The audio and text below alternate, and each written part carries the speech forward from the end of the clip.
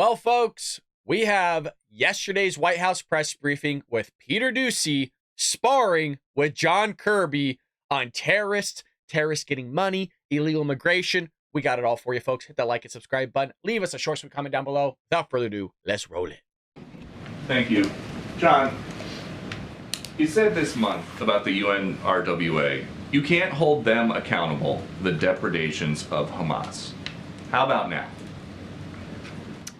Certainly, it looks as if, Peter, and again, there's an investigation going on, so I'll be careful, but it certainly looks as if there's cause to be concerned about the actions of some of the members of UNRWA, the UN Relief and Works Agency, but that does not, and nor should it, impugn the entire agency and all the body of work that they're doing. They have helped save literally thousands of lives in Gaza. They do important work. Doesn't mean that there aren't some folks in that group that need to be punished for potentially these kinds of behavior, but that doesn't impugn the entire organization. That's bad, though. If there are 12 people who are accused, it's bad. It's bad if there's one. It's bad if there's one. That's bad. And the U.S. is giving them money. How much money?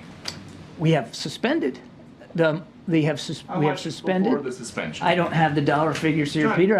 I'll take the question and get back to you, but we have Of course, you don't have the dollar. Of course, you don't know how much money we're spending on things because we just throw billions of dollars everywhere.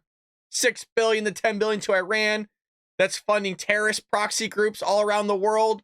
Although that was suspended money too. That money was frozen. All the while, we just found out about 3 weeks ago, according to Jackie Heinrich and Peter Doocy of Fox News, that now they're actually cashing in on that money. All the while, the Houthis, that is an Iranian-backed terrorist proxy group, is going after our merchant vessels in the Red Sea. I don't know how much money. Of course. suspended unallocated funds pending the outcome of the investigation. Who does this White House vet? Because we know that people coming across the southern border are not vetted. Now we know that people that are getting hundreds of millions of dollars of U.S. money are not being vetted. So who do you guys check out? It's interesting that you're combining the two, the border in this. But let me just give me a second. It's not like we don't have a process at the border, and there is a challenge there, and the president does want to get more border patrol agents. But this idea that just there's no vetting and there's no proper immigration enforcement going on at the border just does not comport with reality. There's a lot of work needs to be done to get better at that. But put that aside, because that You guys, we're all thinking the same thing. This is batshit crazy.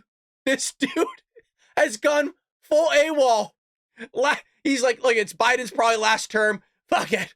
I don't care anymore. I'm just going to lie wherever I can. Jesus. Democrats will still vote for this, you guys. In the millions. They eat it up. They lap it. Oh, so good. That has nothing to do, and you know it has nothing to do with The UNRWA big and picture of Gaza. what this administration is doing and how It is a UN resources are being used. It is a UN agency, and yes, we have contributed to their work, and that work has been meaningful, and it has been important in places like Gaza. But we also are willing to hold them accountable for this particular incident and for the alleged behavior by these particular employees. And as I've said, wait, just give me a second now. As I said, we want this investigation to be complete and thorough and transparent.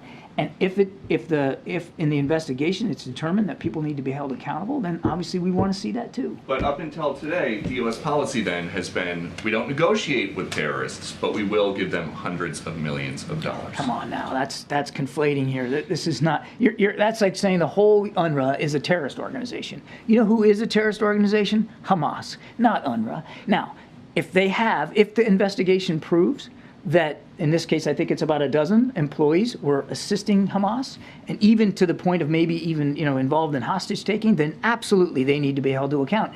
And we will, although we've already suspended any additional allocations to UNRWA, we'll certainly consider additional, depending on the investigation, whether that requires any additional changes in the way we support UNRWA going forward.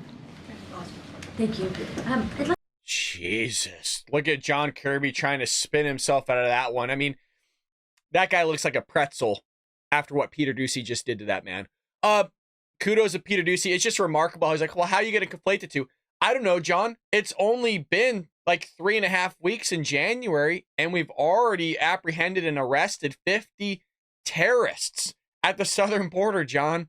All the while, you are giving millions, and if not billions, to countries around the world whose policy is death to America and wants to wipe not just Western civilization off the face of the earth, but wants to wipe Israel off the face of the earth, which is connected to exactly what Hamas wants to do to Israel, that wants to do to the United States. So I don't think it's too far of a stretch for Peter Doocy to bring up the southern border, which Iran said that it's going to utilize the southern border to push terrorists through to commit heinous crimes here on the United States. I don't think it's that far of a stretch, but according to them, it is, you guys. According to them, he's unable to process the connection of us basically funding terrorism across the world. You can't make it up. I hope you enjoyed this Friday episode, folks.